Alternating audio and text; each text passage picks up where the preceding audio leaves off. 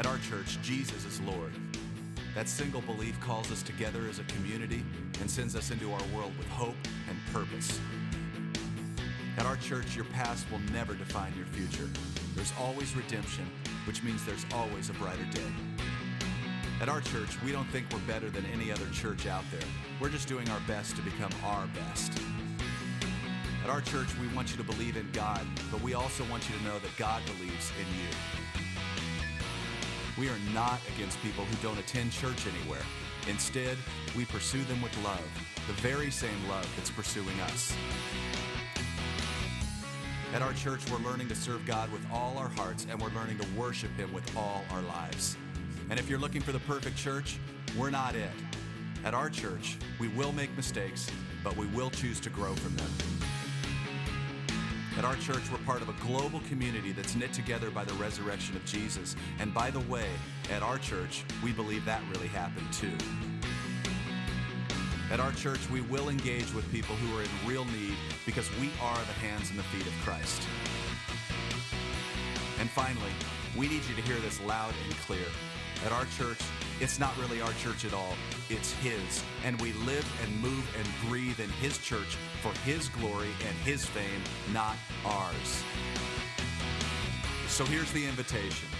You're invited to jump in with your whole heart at your own pace and to experience the life that awaits you in Christ. Friends, this is going to be good. Welcome to our church.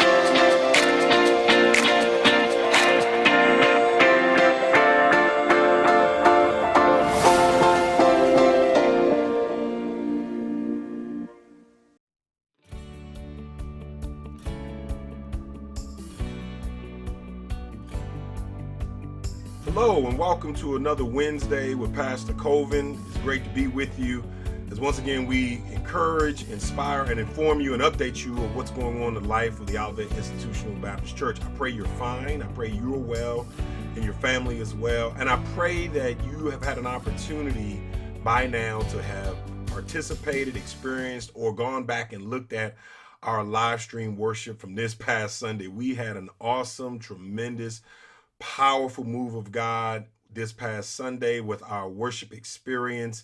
And the message was powerful as we talked from the subject, watch your mouth. When I say it's powerful, not because I preached it, but powerful because the scripture from which we preach from, Proverbs chapter 18, verse 21, the power of life and death is in the tongue. And we talked about the importance and the impact and the environment that our words create, and the environment and the impact and the importance that our words have in not only for us, but also those who are in our lives, and how we've got to be both responsible, but also we've got to utilize the capacity of the power of the tongue to both heal, to provide hope, to encourage, and to help us during very difficult times, and also for those that we love. I really hope that you have an opportunity to go back and listen to that worship experience and be a part of that live stream if you didn't have a chance to, or to go back and be encouraged by that word once again. And we had a powerful praise and worship experience. You know, one of the things that I'm hearing from members and even members of our staff from time to time is, when are we going back? When are we going as a church to be once again reconvening as a body in our church building? And there are a couple of things I want to say to you in that regard. And I think it's a very valid question. I think it's something that we all are thinking about, and we certainly all miss the opportunity and the chance to come together. First, we are the church. And so whether you are at your home or in your office, or whether you are overseas, or you are a part of our faith community, and though you are maybe away at school, or were away at school, or in another part of our country, you are part of the Olivet family, and you are part of our community. And so I want us to really embrace that spiritual idea that even if we are not physically together, we are spiritually connected, and we are a part of a spiritual community. And so with that said, I think it's also important to recognize that we are looking at, obviously, all the information that's coming from our public health officials, both nationally and here in the state of Ohio. We are taking very close attention and paying very close attention to what Governor DeWine has been saying, particularly this past Monday when he provided some directives and some guidelines, and really a rollout schedule for our being able to return to some degree of normalcy. But I think what's important for us to recognize that in his guidelines, he once again prohibited mass gatherings of more than 10 people. And obviously our church is so much larger than that. And so we don't fit within those guidelines under 10 persons. And it will be quite some time. And I have to be very honest, it really will be quite some time to, I think, that both I as your pastor will feel comfortable. I think that you as a congregation, we as a whole, should feel comfortable about coming together. And I think if we were to identify some benchmarks, right, some benchmarks other than, or rather in addition to what the governor is providing us in terms of rollout schedule, I think we need to pay very close attention to the public health leadership as it relates to testing.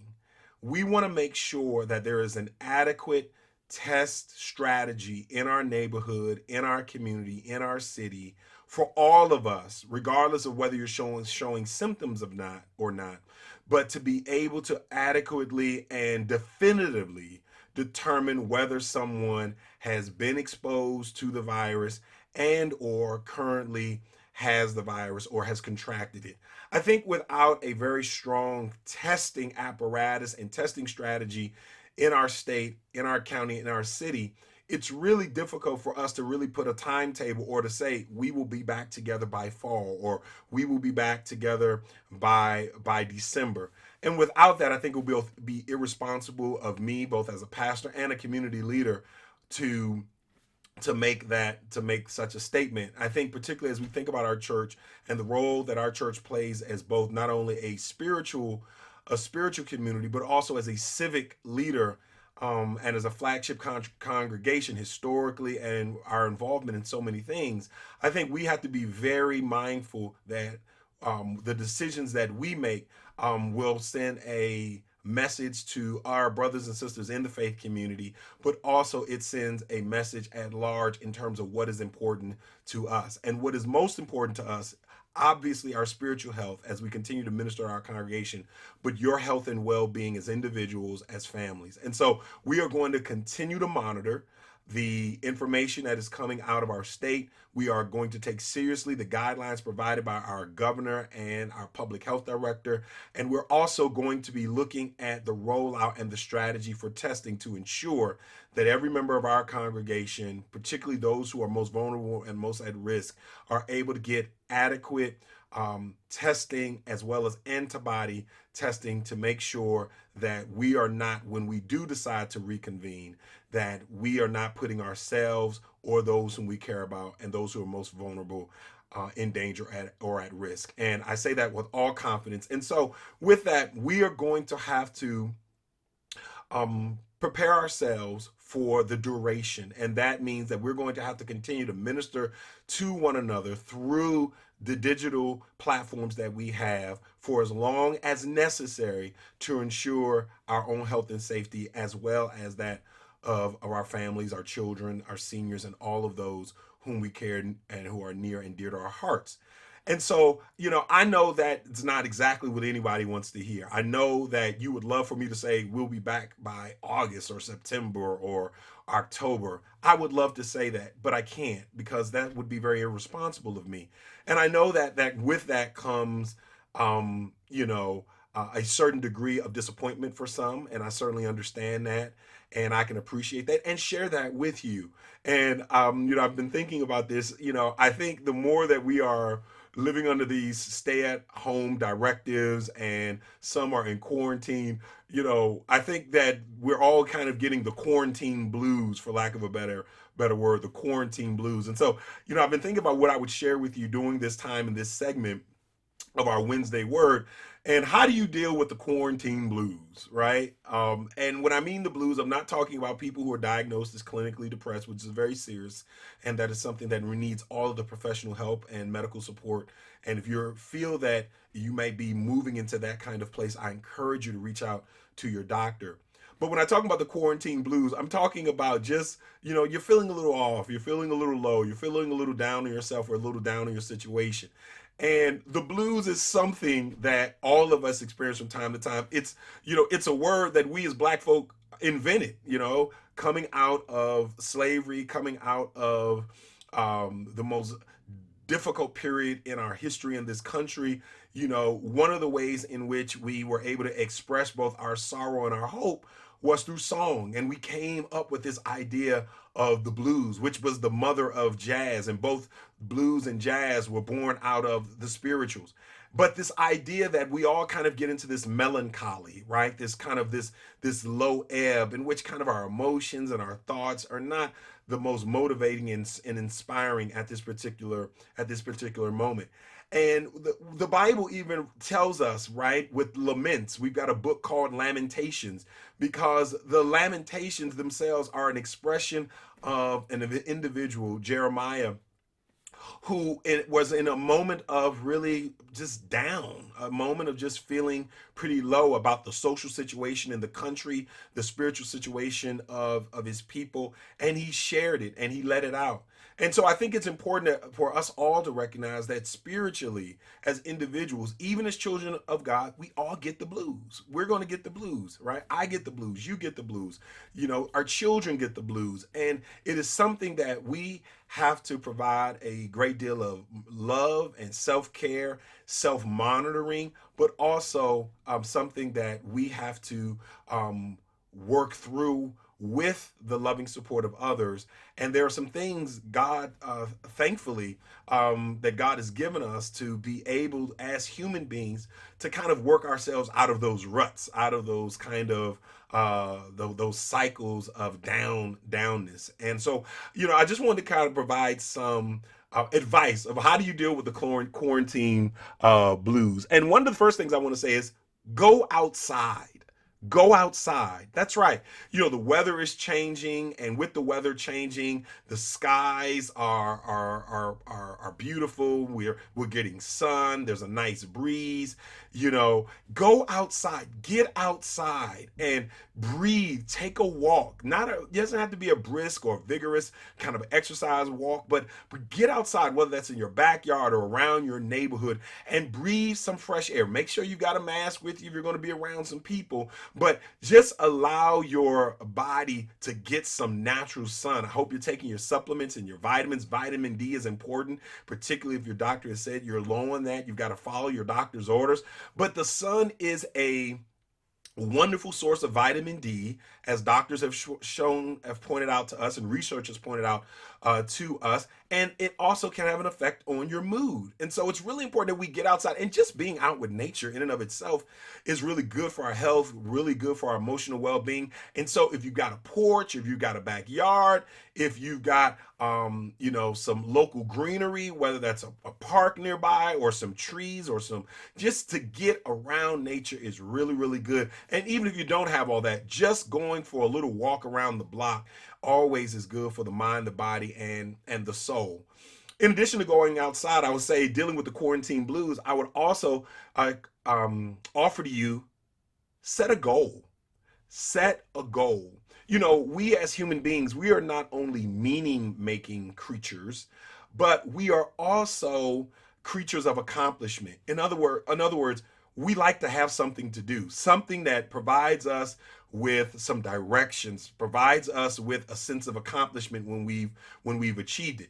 And it doesn't always have to be something grand or great. No one is expecting you to bring world peace to the Middle East. No one's expecting you to fix some grand social, economic, or political problem, but setting a goal for yourself each and every day that defines success for you. And that might have a checklist or some things you can check off to say, this will define success for me. And you'd be surprised by just setting some goals for you. Oftentimes we bite off more than we can chew, or are trying to drink a little water from a water hose. In other words, we put too much on ourselves. But if you could just every day outline those 3 to 5 things that for you define success for today, and check them off each and every day. You could plan it for a couple of days ahead, or plan them for the week ahead. And you will be surprised that by checking off those things, I did these 2 or 3 things, or these 4 or 5 things that I said for me would define success, how at the end of the day, you have a sense of satisfaction, a sense of fulfillment, and it really can be a great pick-me-up.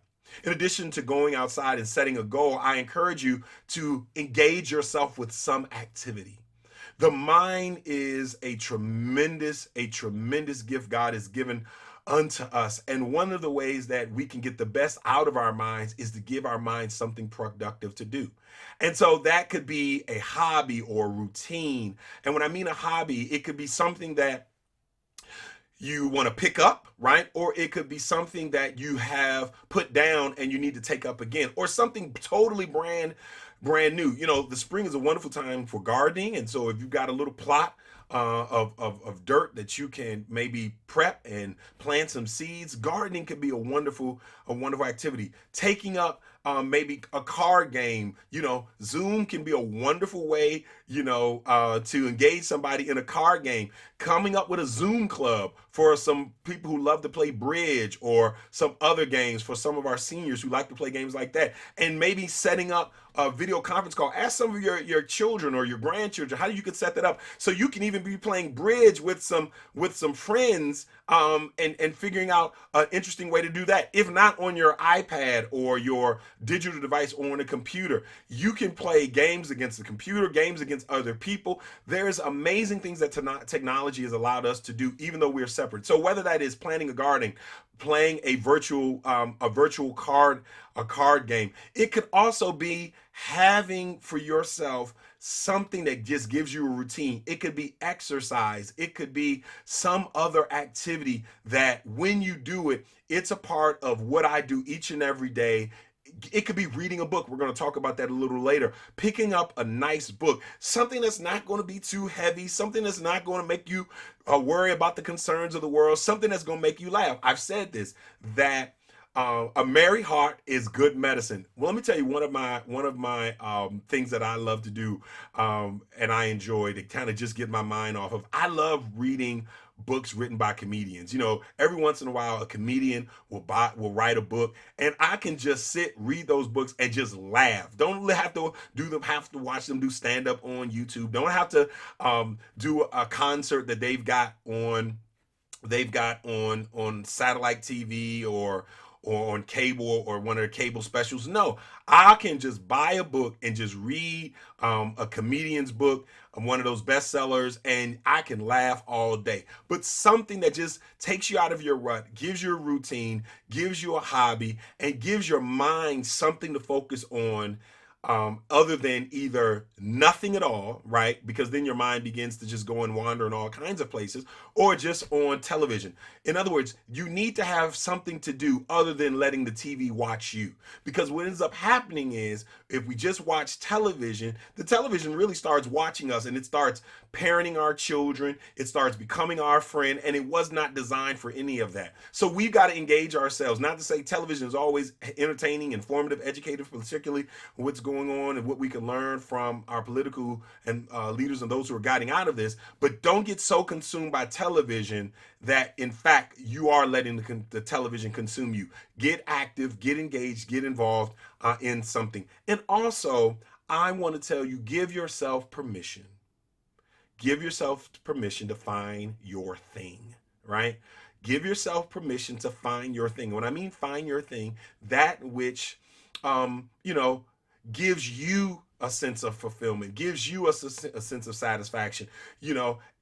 People may impose on you and say, hey, do this or do that, or you ought to do that. I always find that really interesting, how people can tell you what you ought to do, right? But it's good to take people's advice, take their feedback, take their opinions, but then mixing that up and saying, hey, taking a little bit of that, what they said, they suggested, and using it to find your own rhythm. Listen, everybody's got to find their own rhythm. Everyone's got to find their own dance, and you dance at your own pace, go at your own speed, but find something that lifts your spirit, encourages you, gives you something to look forward to tomorrow. And I promise you, that's a good way of dealing with the quarantine blues. I know it certainly is helping me. Listen, I want to share with you some exciting news about some things that we are now introducing to the congregation. You might have heard it on Sunday or seen it in our announcements. Our reading ministry has a new book that they are excited about sharing with us, and they're inviting to share with us. It's called Where the Crawdads Sing. I think that's the title, Where the Crawdads Sing. I don't know what this book is about. The title sounds really interesting. I'm looking forward to reading it, and I encourage you to do the same. That's a way that you can engage with us and know you're a part of our reading community, and you're sharing and involved with something that others are doing at the same time. Again, there's a upcoming date in May that you will be able to be a part of our Zoom conversation, our conference call conversations. And even if you're not adept at doing Zoom video, you can also call in on Zoom. And so we'll make sure you get that information. And that's a way that you can be a part of this. The mind being engaged in books can take you off into different spaces and places, into different worlds. I'm reading some books that are allowing my mind to kind of just take a flight of fancy, right? Reading some interesting things and some interesting novels right now, in addition to my nonfiction, because that's my staple, nonfiction. But in addition to everything else, I want to encourage you to add this to your fun things to do. Where the Crawdads Sing. You're going to be a part of that. We're going to have a wonderful time reading it, learning from each other, hearing different people's perspectives. And I want to thank the reading ministry. I want to thank Sister Vivian Melton and their entire ministry for their suggestion. And we're looking forward to being a part of that. Also, by now, if you've gotten, as you're watching this video, that means that voting has already ended in our primary here in the state of Ohio, but the census is still going on. So I want to encourage all of our members, if you have not completed your census form, if you've not received it, check your mail. I want to encourage you to pick up to fill out the census. Go to census.gov. You can go do an online census form, even from the government website. If you did not receive a form in the mail, we need as many people to fill out those forms in our neighborhood, in our community.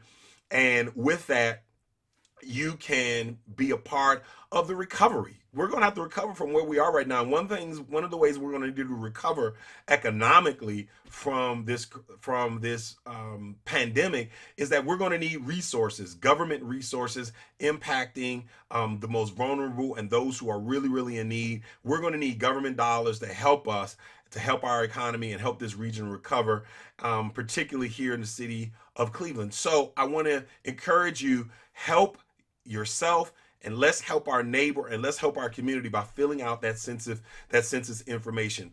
I've got to thank you again, all the members of Olivet and all of our newfound friends who are part of our online community, who have been supporting our ministry through your gifts, your financial contributions, and your stewardship. It really is making a difference.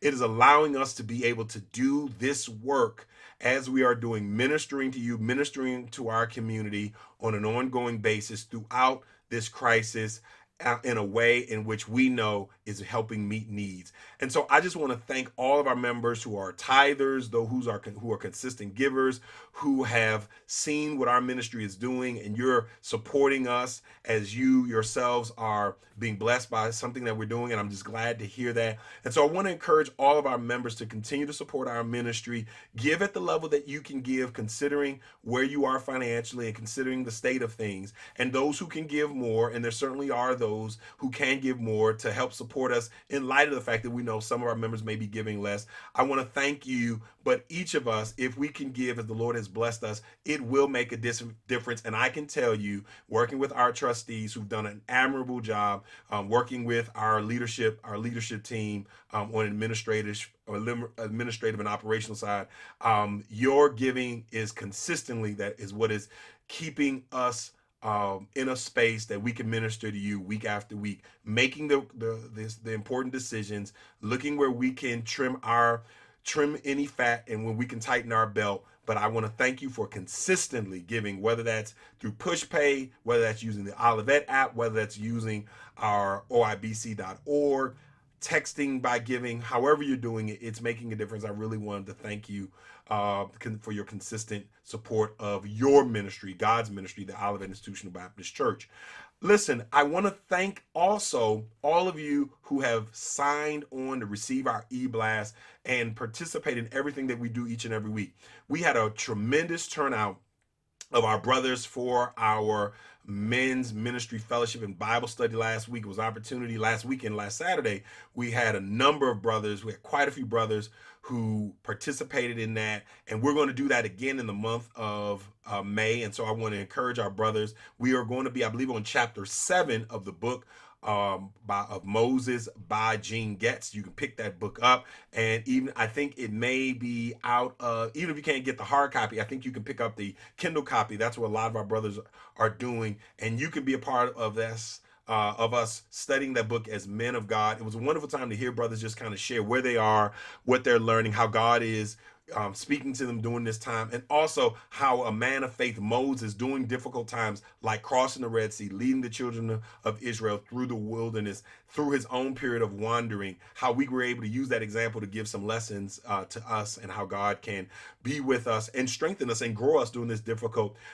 time. Listen, I want to thank you for being a part of our Wednesday Word, our If My People prayer call. I want to thank all of those who are participating in our Sunday school. It is growing just like our prayer call. Our Sunday school is growing each and every week. And I'm just excited about how we're rolling out things each and every week, new things, other ways that you can get engaged. And I want you to continue. If you've got some ideas, if you've got some suggestions, share them with us. Membership at oibc.org, 721-3585, 216-721-3585. If you got suggestions of way we can engage the members, I want to encourage you to do so. If you want to make a donation to our pantry, contact the church, and so we can set up some time if you want to donate or bring some food to the church for our pantry, some dry food, some canned goods that you want to donate to our pantry for our food distribution. Contact the church, contact Reverend Edmund Wilson, our director of outreach. I want to thank Reverend Wilson also for setting up our youth call this past Sunday. We're going to be building on that, expanding, we're engaging our young people as well. And so there are multiple ways in which you can engage. And we know we don't have all the answers. We've got some creative people in this congregation, and we're looking forward to hearing from you about ways in which we can touch and agree on some ministry matters that can impact all of us. Listen, also, I look forward to seeing you as always on Sunday, 9:45, our live stream worship. We've got thousands of people who are watching each and every Sunday and throughout the week, and it really encourages my heart to see how many people are signing on to be a part of our live stream ministry each and every Wednesday. And I know all our members are doing that, and we're bringing on new members and new friends to the Olivet community. Welcome. We're so glad to have you. And again, if you're interested in joining our church, membership at OIBC.org, give us your information, some contact information. We'll reach out to you, follow up with you, and let you know how you can continue to be engaged and involved here at the Olivet Church. Listen, I gotta go. I can talk all day, as you know I can. I look forward to seeing you this Sunday. Don't let the quarantine blues overtake you. Just think about what you can do. Go outside, set a goal, get engaged, and give yourself permission to find your own pace. Listen, I love you. I look forward to seeing you soon. Listen, here's a quote by David J. Schwartz. Do what you fear, and your fear will disappear. I love you. This is Pastor Coben. I'll see you real soon.